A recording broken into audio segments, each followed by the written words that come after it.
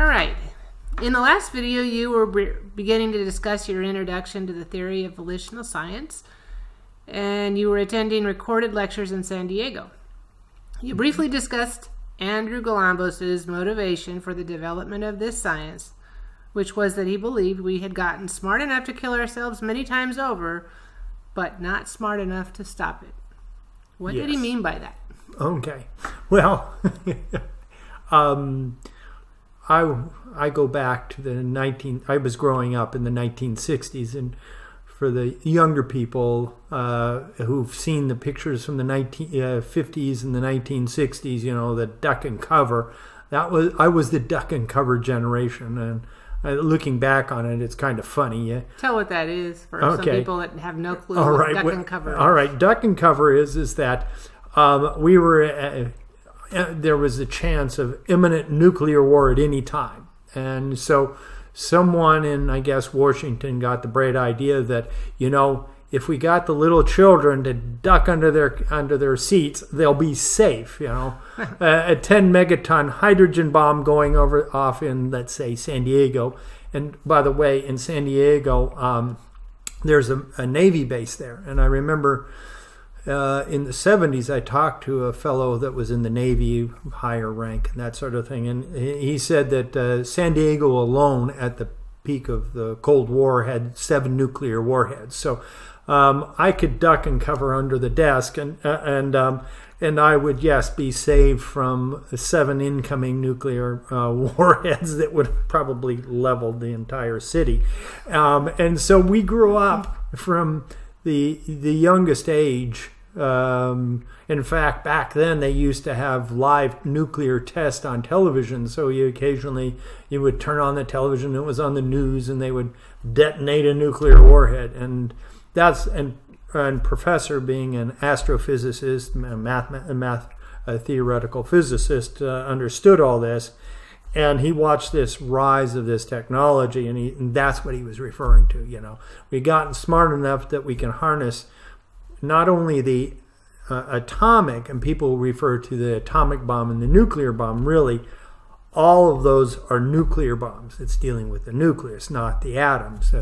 Chemical bombs are atomic bombs, and nuclear bombs are the ones that are causing the nucleus either to fizz or fuse. So he was saying we've gotten smart enough to harness this knowledge to level entire cities in the matter of a few minutes, yet we weren't smart enough to figure out we shouldn't be building these things to put on rockets to be sent over and thrown at each other. We should be using this for the benefit of humanity. And that's what he was talking about, you know.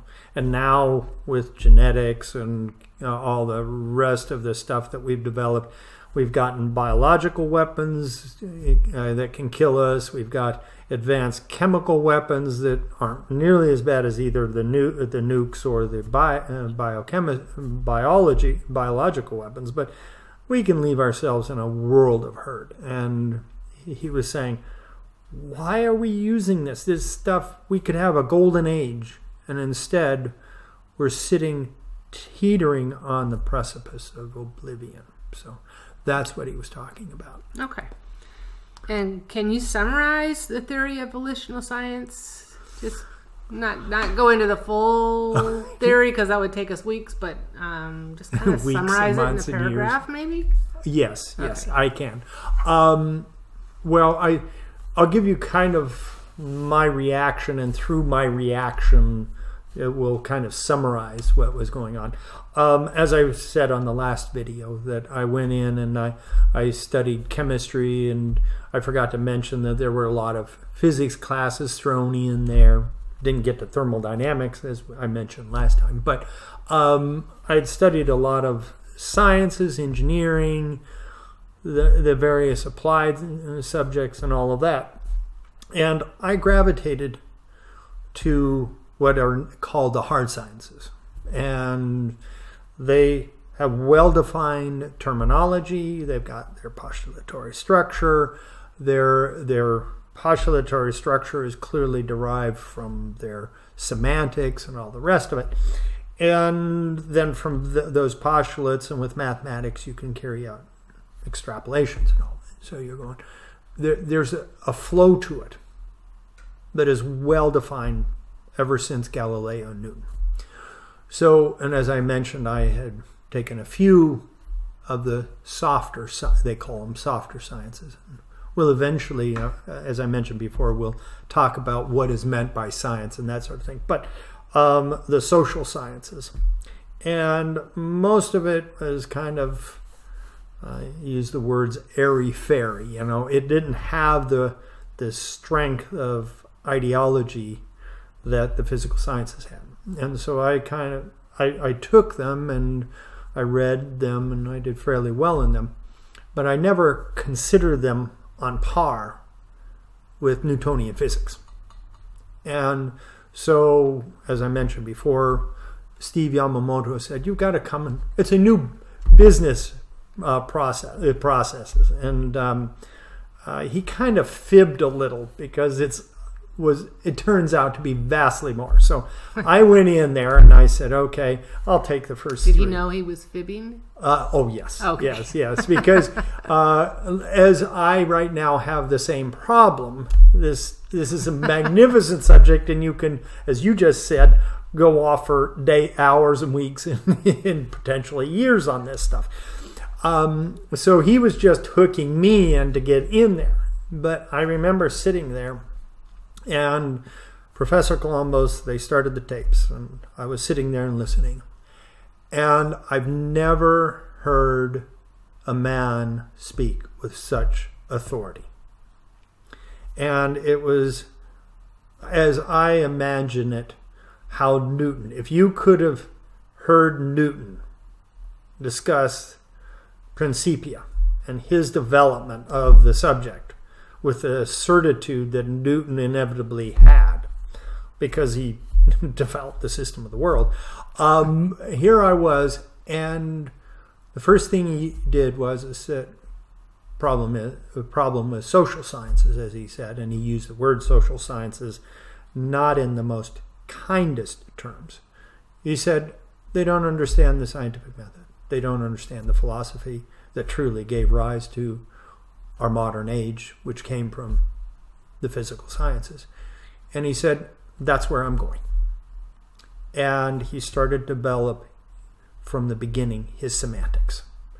And by the time I got in that first session, it was 3 hours, and at the hour and a half point, I was going, oh my gosh, this is absolutely astonishing. And at that point, I didn't pay for the first 3 sessions. I said, I'm here for the duration. And so I signed off before I even gotten through the first 3. And Professor used to say that the first 3 are the hard part, because that's where the guts of the science are laid out. And for most people, and he called the course, this first course, V50. And for most people, the first 3 sessions are the hardest. And then everything else is extrapolations and linking back to those things. And it actually, in some ways, turned out to be the exact opposite for me. That, of course, the first 3, I was just eating this up like, dessert. It was just, I couldn't believe that an individual could have this much of imagination to derive a scientific foundations the same way that Newton did 300 years plus before Galileo, before Andrew Galambos. Here he was doing it, as Professor explains in his courses, with a subject that is in many ways vastly more complicated, vastly more intricate. Yeah. Our behavior is completely seemingly unpredictable. So how can you build a scientific rational basis of this as solid as Newtonian physics? And after the first half session, I said, oh my gosh. So I signed up, before I even heard what is called postulatory structure. And so that was in the third session. And I just sat there and I was completely mesmerized. It was just like, oh my gosh, I've come home. And I to a place that I've never been, but it was so familiar. It was so much of the world that I was coming from, studying electromagnetism and thermodynamics and all the rest of it. And here I was with the next stage. And so he basically took what Newton had done and did it for human behavior. And now it's out of human behavior that we create our civilization. And it's absolutely magnificent. To this day, it still gives me goosebumps when I think back on it. It was so absolutely magical for me. So amazing. So. All right. Well, that's a good summary as far as all we need for now. All you need for now. And then your immersion in this study profoundly and forever changed the direction of your life. In what ways? Okay. Well, there were really 3 different levels of change that took place. The first was, as I mentioned in the previous video, I came up against a wall. And it wasn't my learning wall, as it were. Are you talking about at Emory when you? Yes. Okay. Yes, when I ran into thermodynamics. Difficulty. Okay. Yeah, and then I had a collapse. Okay. That was just one of a number of things that were happening in my life. It wasn't the subject that was the problem. Physical chemistry, now I understand it, and that sort of thing. Here was an environment, this educational environment, and I'll give it really quickly. I heard just recently from a YouTube advertisement from a college called Hillsdale College that said, and this really resonated with me. And the president of that college came on and said, education, if you go back to the I believe it is Latin, it means to lead forth. And that's the purpose of education. So here I'm in an education environment, and the reason I brought that up is here I'm going to Emory, paying good money and that sort of thing, and thinking that I know I have to work hard, but I have trust that they know what will be the best to allow me to reach my potential. The idea of creating a weed out course because you don't want too many chemists is absurd. Okay, now I'm saying that as absurd, but at the time I'm going through this thing and I hit this wall and I don't understand. And at that point I have a choice. Either it's something wrong with me, or it is something wrong with the world, or in this case, this little part of it. And Emory, I'm not picking on Emory. Emory is because they had, when I went to UCSD, they did the same daggone thing. All of these large-scale universities, I don't know how they are today, but they get people in, especially in the hard sciences, and they want to keep the numbers down. So I just want to say, I'm not picking on Emory. Emory was no different from every other higher, quote-unquote, higher educational system. But I took it very personally, okay? My ego collapsed. And at that point, I realized, and this was just one point on this process of education. The way grades are done and tests are done leads to similar issues and that sort of thing. But I started to think that either something is wrong with me or something is wrong with the world. Now, when I mean world, I don't mean nature and the universe and all the rest of it. It's how human beings are interacting with each other that part of the world. And I'm going, and I'm one individual. We were back at that point, and we were still at 4 billion. I'm one of 4 billion human beings out of roughly 100 billion human beings that have ever existed. I'm just one little, as it were, an atom, human atom in this whole thing. And I'm looking out over this, and I'm going, something is wrong. Something is desperately wrong. It's either something desperately wrong with me or desperately wrong with the rest of the world. And at that point, I did not have the strength, internal fortitude to say no. We all have our problems. It's not to not to gloss over each of our issues, and I had my issues and that sort of thing. But on the grand scheme of things, is it fundamentally I'm wrong? Or is it the system we have now? And when I hit the wall in Emory, and then I still had issues. I was still ringing with those difficulties when I went to UCSD, and I was still running into the same issues. And I kept coming back to say, there must be something wrong with me. And then that fateful day that Steve Yamamoto stepped into my life and took me to Professor Galambos. And Professor Galambos didn't know me from Adam.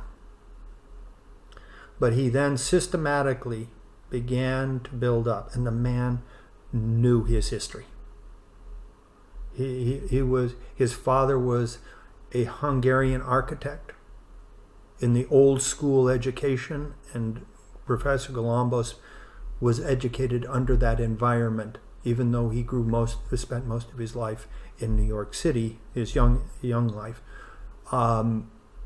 He was the best of the European education combined with what best the United States had to offer.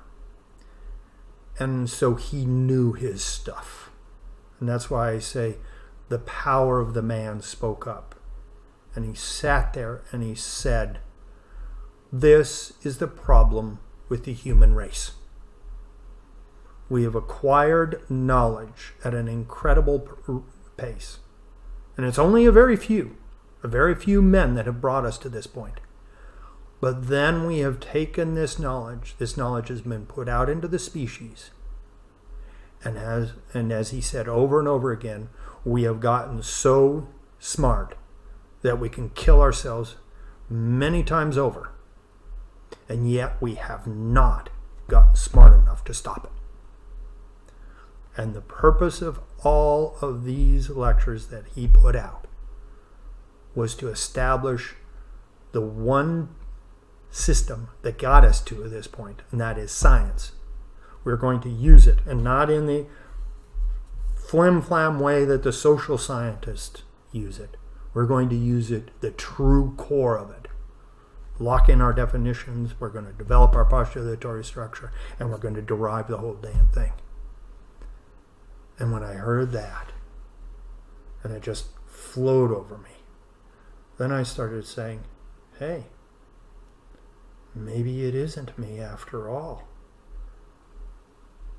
Maybe this species needs to grow up and grow up real fast at a lot of levels, or it will not make it over this hurdle. And that's when my psychology, and it took many, many years for this to seep deep into the subconscious. But that was the first big change from being exposed to Professor Galambos. It was psychological. Then he said, okay, here's the science. Now we've got and he built it out beautifully. And well, I'll address a little later. There was one issue that he pointed out that in his, not in his science or development, but how he presented it. And that led to a lot of why we did not see it emerge in his lifetime. But the second thing is,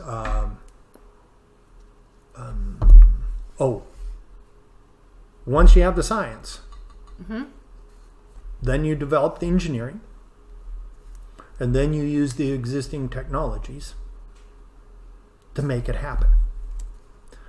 And so between V50 and V201, he gave, that was his 2 core courses, he gave the solution. But as he said, you can't build this. It's a fundamental shift in the the approach that you take to productivity of civilization. I won't go into it. Turns out to be about how many hundreds and hundreds and hundreds of hours of discussion and development of it. But when I got done with that, I realized, okay, if this isn't done, our species is toast.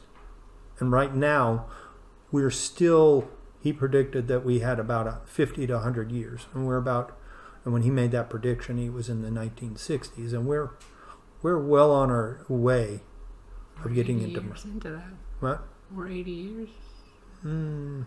60. 60 years into that. And it's clear that, and I don't want to go into it right now, but we're still on the precipice. I mean, we look like we're right on the edge, and then we pull back, and then we get closer, and we pull back, and then the cycle. But one of these days, if we don't grow up, we are going to fall over that edge. And so that was the second thing. There's nothing more important. The species blows itself up and either throws itself into a dark age that will last for who knows how long, and will make the last dark ages, when the collapse of Rome went into its into its collapse, and through Europe into 1400-year dark ages. That'll be nothing compared to when this, if the human race doesn't make itself extinct, then there are still some people scraping it out in existence somewhere in this world. They will be in the dark ages for so long, it could be tens of thousands of years before they climb back out, if they ever do. So I realized at that point, what else is there to do? And the thing is that, and this is the problem with most people, they see the problem, but they don't have the solution. A few of us who actually saw Professor, we saw the solution. Now, the solution is not easy. God only knows. It is not easy, and it requires a large capital base to get the daggone thing going. But that's what I set before me. Now this became my goal in life.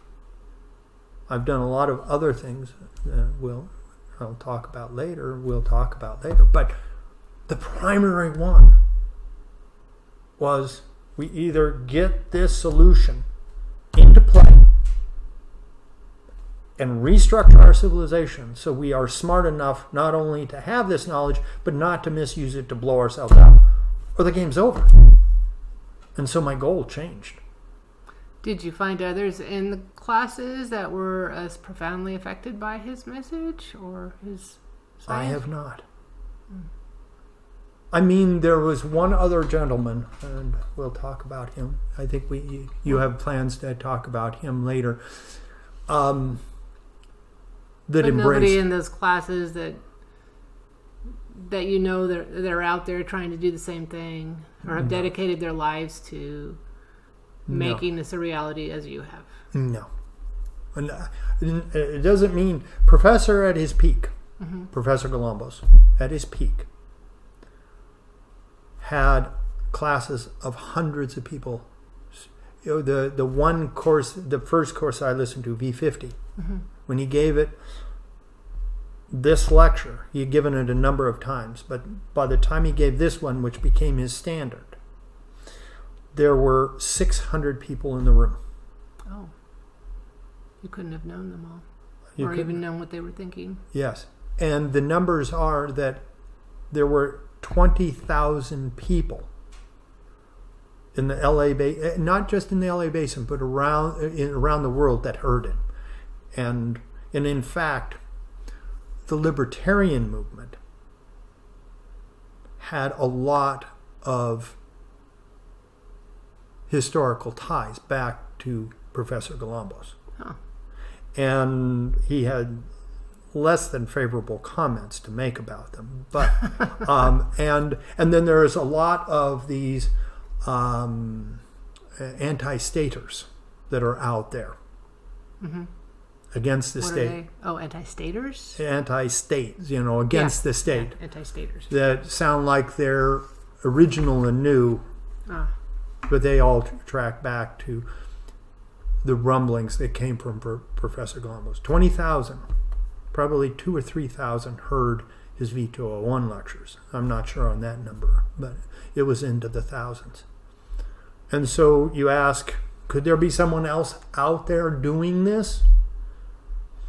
If they are, I would love to hear from such individuals, because working together is better than working alone. But my gut feel is that most people, once they hear this solution, it is so gargantuan that the first situation a person finds himself in is sees how big the problem is and retreats back into their private little worlds and won't deal with it. The exception, of course, was Professor Galambos, and he blew the doors open. The second situation is that the problem becomes so big, the solution becomes so big that the average person says, that's so much work, I don't think I can do it. And so a lot of times they run away from it. Mm-hmm. But I'm sure that there may very well be a few out there that are attempting to do it. But unfortunately, the last courses played were probably back in the 90s. So it's 25 years since there's been a regular... They're all aging. What? They're all aging. They're all aging. There is some rumblings I hear of people trying to pass it on to the next generation, but it isn't that same concerted effort that existed when the man himself was alive and pushing it forward. Mm-hmm. So, are there any other ways that you were affected by it? Or does that pretty much cover? So the goals. Mm-hmm. But then what happens is that the goals reduce down to daily structure in your daily life, and so my life was acquiring knowledge in all of its different forms. But once I realized that this goal has to be realized, or our species is going to be in a world of hurt, then what happens is that my daily living of acquiring knowledge and that sort of thing shifts to now to try to get onto the path of translating the knowledge, because ultimately how you get to be in that position to have that much impact and have those resources is taking knowledge and the more fundamental knowledge, and the deeper the knowledge, the more potential it has to impact the civilization. So you take your knowledge and shift it. And my knowledge has always been towards the fundamental. And now you're trying to, my day in and day out effort was to take this knowledge and translate it into an operational reality. And I can say it is not an easy task. And I honestly at this point have yet to succeed. If I had succeeded, the world would be looking different than it is right now. This might be a good time to share how your life has been different in that you never really had to go out and work a 9-to-5 job, although you did. I mean, I've known nights where you work 24 hours on a project to get something done on a deadline, but you had a very different kind of life. Yes, I did. So that's another way that this has impacted you, and I'm sure it all has to do with Professor Galambos. So you want to talk about that just a little bit? Well, I would like, I think we were going to first introduce. Wait on that? Wait on that. And Okay. then I'll talk about each of the projects. Oh, yeah. And then how it impacted my life. Well, I just meant, how were you able to do that? Because without just talking about any specific project, but in general, how were you able to avoid going out and working every day, 9 to 5, like most of us have to? How? Yeah. Well, what I did Mm-hmm. is something that at my age, I'm 60 years old now, that I regret and I wish I had had, was a family, having a family of your own and doing it right. And I came from a wonderful, loving family. And I'll explain that in a moment, how they supported me through these processes and supported me as I struggled, even though I don't think they really understood the knowledge that I was working upon. But I did not, and I knew I would only go for a family after I reached the point where the production mechanisms were turning back and they were growing fast enough to warrant and support such a thing. And that never came to pass.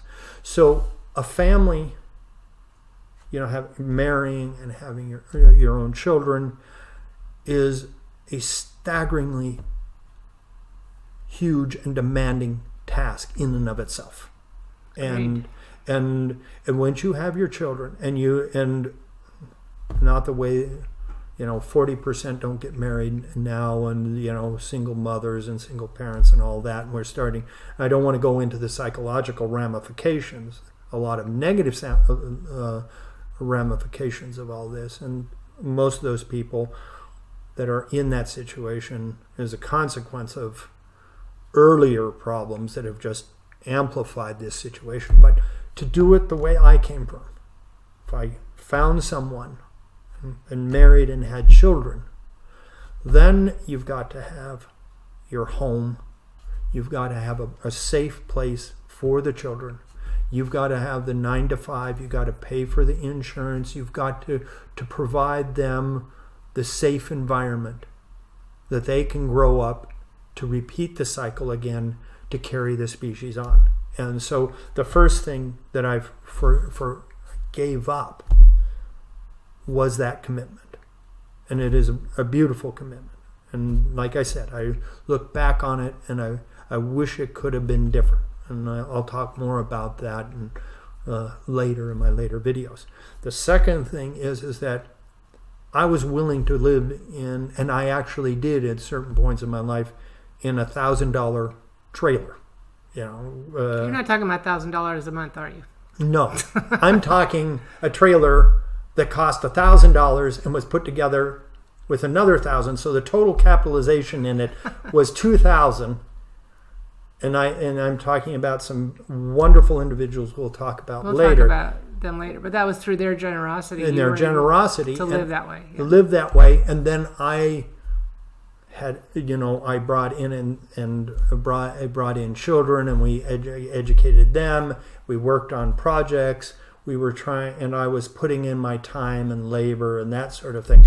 So I was willing to go and live the way very few people would voluntarily live. There are a lot of people in this world, still in China and in Asia and in Indonesia, in India and Africa, that live this way, but they don't have a choice. I was willing to go down that path. And I lived on very little at a lot of times. And fortunately, because my expenses were so little, and my family and my parents understood what I was trying to do as far as they could without hearing the theory and really truly grasping it, were also helped me through all of this. And so they did a wonderful job. I met with people that provided me room and board while I worked, and we worked together and to expand and produce these things. And there were some other things, and I'll tell you in the not too distant future, there were a few moments that I had some real successes. One particular success in financing that gave me a boost to get over to the next project. And that's why I'll explain more about how radically different my life was. And okay. But this is a good example for right now about how you operated on a daily basis and how you were able to actually give so much of your time to it, because most people you can't that are out there that even heard his lectures wouldn't be able to, because that is they've correct. had families or yes. they need to support themselves. Yeah. Yes. Oh yeah. And you're absolutely right that of those 20,000,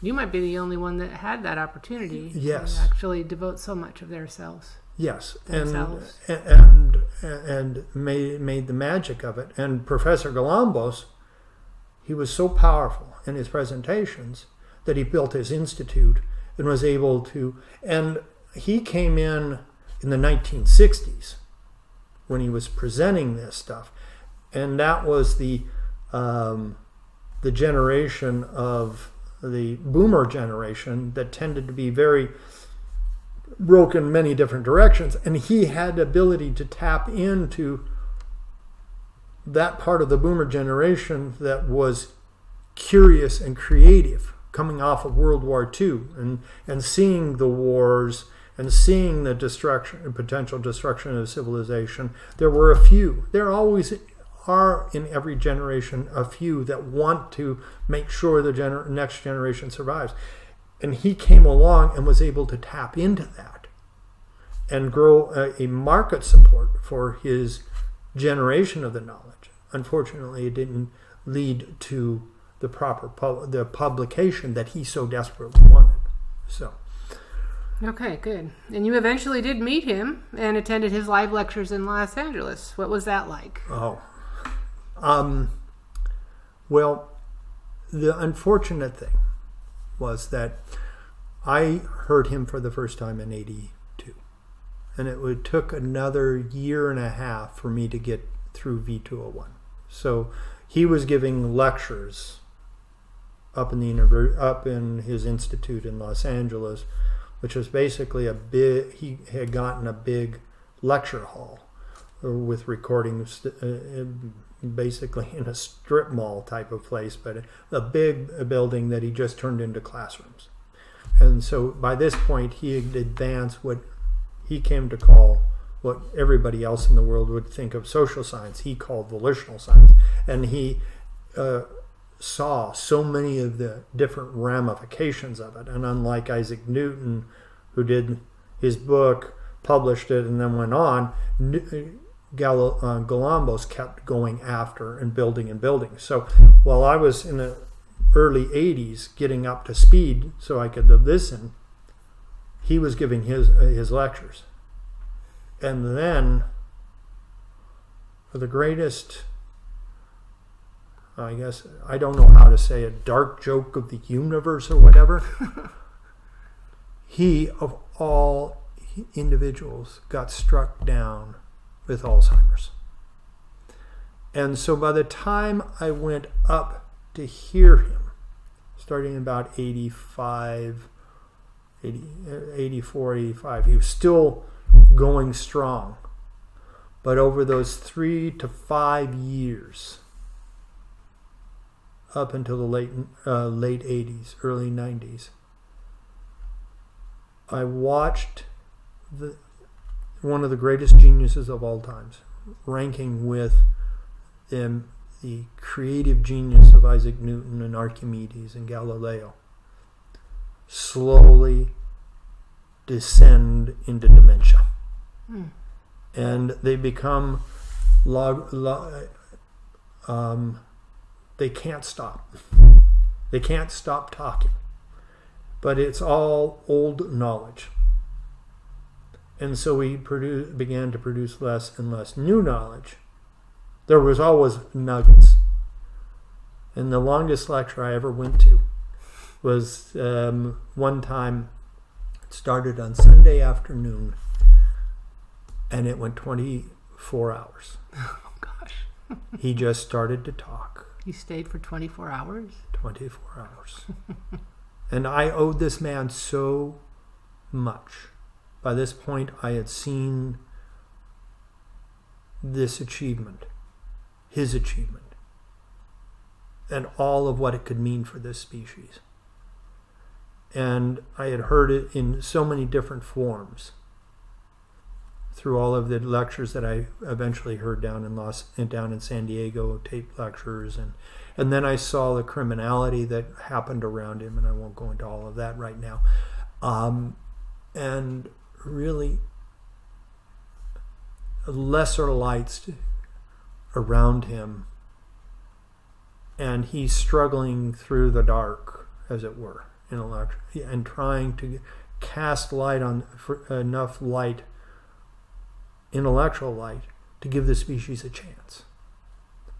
And so I could not get up, even though I had heard these stories, and he was, 5 hours later he'd be repeating the same stories and going over the same history and the same things.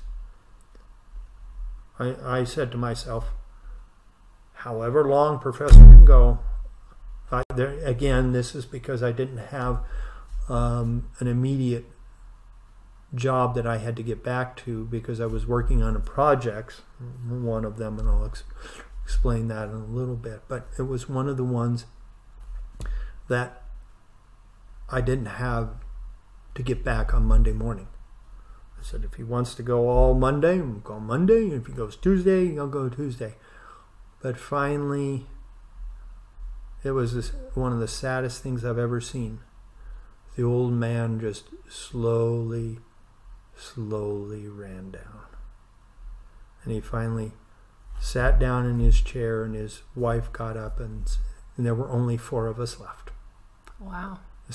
When he started on Sunday afternoon, there were still 30 or 40 people in the audience. There were only 4 of us left. And Mrs. Galambos stepped up and said, "Thank you very much." And I can still remember seeing the old man sitting in the chair. If I remember right, I think that was the last time I ever saw him. And he was basically falling asleep in the chair. That's a long time to talk. I know. Yeah.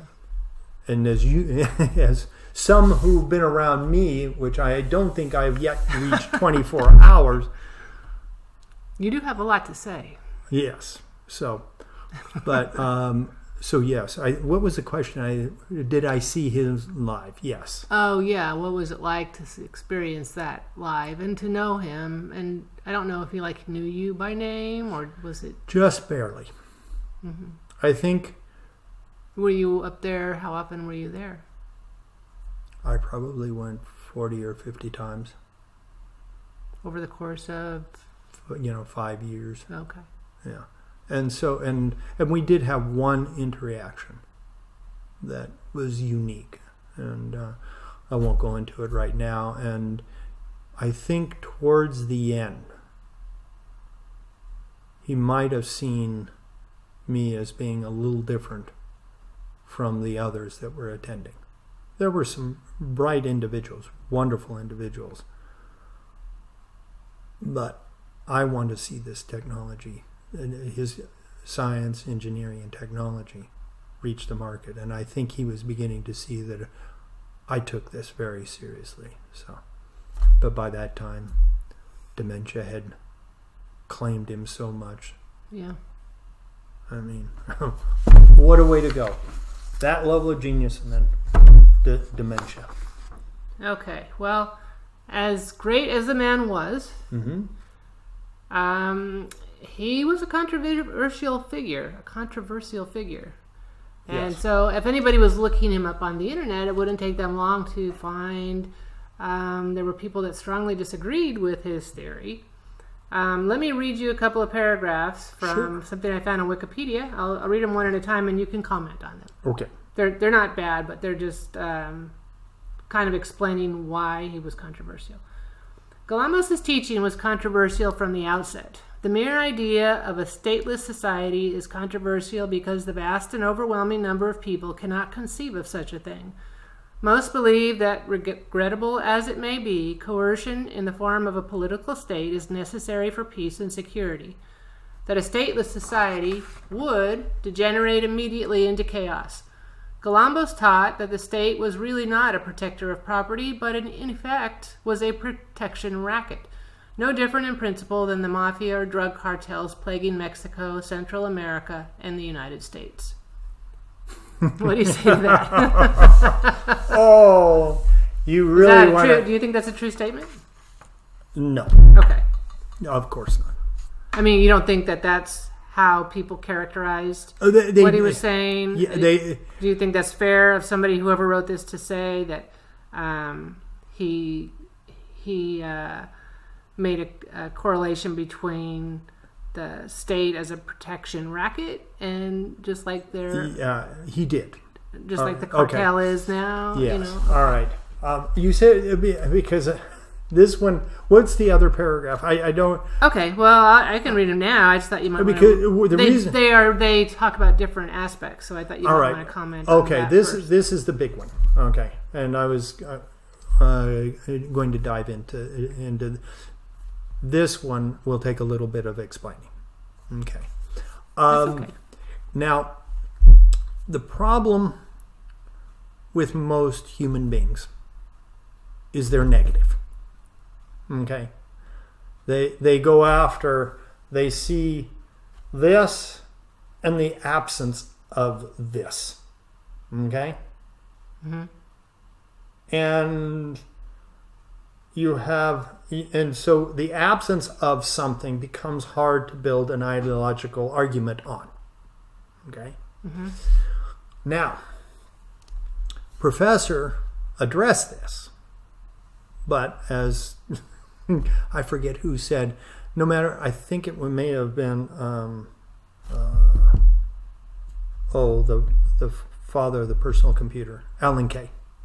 Alan Kay once said that an idea, no matter how simple it is, can be misunderstood by thousands, hundreds, if not thousands of people. I think he was the one that said that.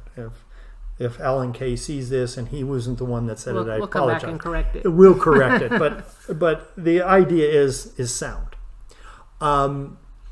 Professor Galambos gave an analogy. Okay, how did people light their homes in the 1400s? Candles. Oil. Okay. How did people light their homes and light their things up after sun went down in the Sumerian empire of 6,000 years ago? Candles, oil. Okay. So I don't know about candles. Did they use candles? yeah, beeswax, I think, candles, oil. Oil. We'll say oil. We'll some or fire. Combustible. Yeah, a little some kind combustible. Of fire. Okay. So sitting here, there's lights all around me. Okay? Mm-hmm. When Edison and Tesla, who came up with a fluorescent tube, and Edison came up with the incandescent light bulb, was this anti-candles? No, it was an incredible advancement. Okay, so we say, okay, candles and oil lamps, it's expensive, and most people, when they years and years ago, in 1400s all the way back, 1600s, even up into the 1800s and earlier, most people didn't light their homes with candles or lights because they were too damn expensive. Most people, when the light goes down, you'd have a fire in the fireplace. When the fire went out, you go to bed. So you're in bed by 8 or 9 o'clock, and then you get up with the sun, and then you lived your life around the sun. But if you were rich, you could have candles and that sort of thing. And so for thousands and thousands of years. But it was expensive. Most people couldn't have it. It was dangerous. You accidentally drop your oil lamp, and unless you were living in a castle made of stone, which was as cold as all hell, you'd be living in a wood house and your house would burn down. So, okay, we identify that we need a new form of light. So it's going to be anti-candle, anti-oil lamp. Is that how we got to have what we have today? I don't think so. But we still have oil and candles. Oh yes, I mean when the light goes out and the power, the power transformer blows and that sort of thing, and you're sitting in the dark, you'll whip out your candles or you might use batteries and that sort of thing. But it wasn't anti-candles. It was an anti-old way of doing things. Mm-hmm. There was, as I started this video out, there was a rise of a new science called electromagnetism, which grew out of other science, earlier sciences, going all the way back to Newton, and then before, going to Galileo and all that. And there was a historical development. And then there was, okay, now you had this knowledge base of science. Then you start taking that, and engineering is applied science. And so you start looking at that science and saying, how can we solve these problems? And then you have men like Tesla develop transformers and all the rest of it. Now you can distribute power, and then you can use electricity to drive your fluorescent lights and your incandescent lights and now LEDs and all the rest of it. There was no, we're going to have a campaign against the state or against candles. This is the reason everyone who's been in this has got it all wrong. It's a new science. Are you saying everybody who's been in this? What do you mean? People? The ones that wrote what you just read me. Oh, okay. So, like another case of people not understanding. Not understanding. Professor wasn't against the state. I think this person is not against Galambos, just saying what the controversy is about. Around him. Mm-hmm. Yes. So I don't think... I understand. Okay, I understand. I think you could have written this just as easily, just because, it's at a basic level. That's why most people couldn't grasp his science. Right. And it is... So what happens is that, yes, that is the thing, but I'll wager you that in the Wikipedia page, mm-hmm. there wasn't, on the next paragraph, the failure of that argument is that it's the same as electrical illumination. It wasn't anti... They don't explain it, so I don't know. Yes. And so I did look at Wikipedia, and every time I see these things, I know. I just, oh gosh. It will come out. If we don't address it, then... Oh, I agree. No. The controversy comes out, and there's the Harry Brown article and other things, and right. I think that you have very good arguments against all of it, but I wanted to address it. Now, and this brings me to the one mistake the professor did, that he recognized and later in life said he wished he hadn't made. Okay, what was that? Now, but let me back up and explain where Professor Galambos came from. He first started as studying physics, and he wanted to go into rocketry, and he wanted to take man to the moon. Not to, as he said, leave 6 piles of junk on there, but leave a viable civilization. Okay, that was his goal from childhood. He knew that, and it wasn't just to go to the moon. That's the first step to go to the cosmos. Okay, mm-hmm. And he studied physics for that purpose. But he also studied von Mises and the laissez-faire economist. And much of what became the early stages of volitional science was profoundly impacted by free market economics.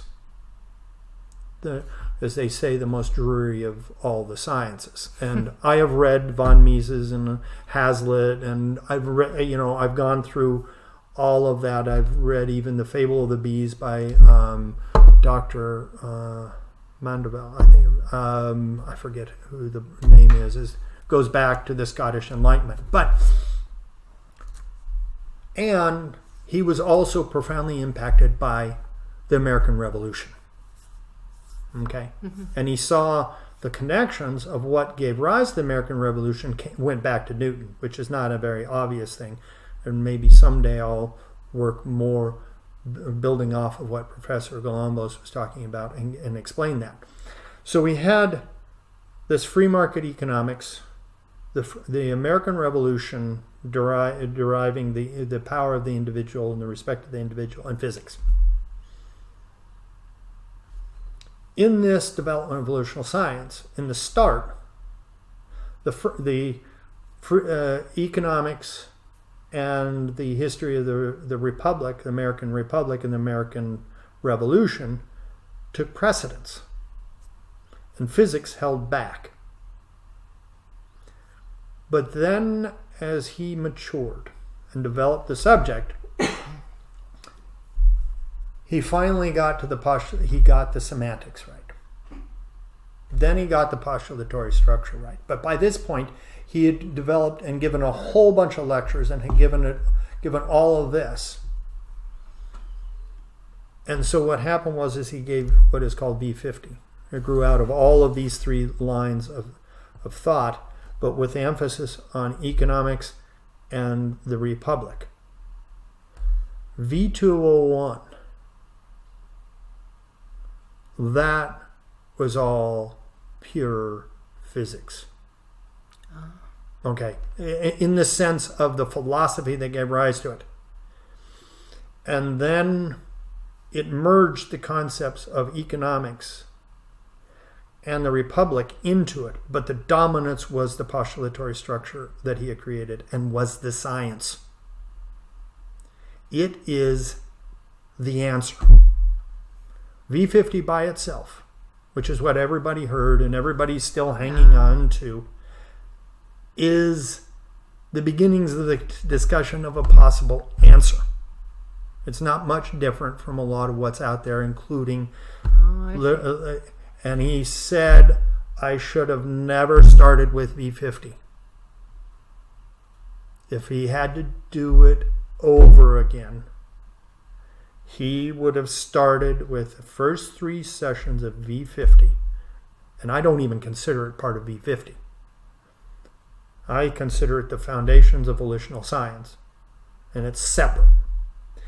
Then he should have launched into his magnum opus, his heart of his science, and that is V201, and started with the intellectual property and how you can translate it into a true free market, and developed all of that.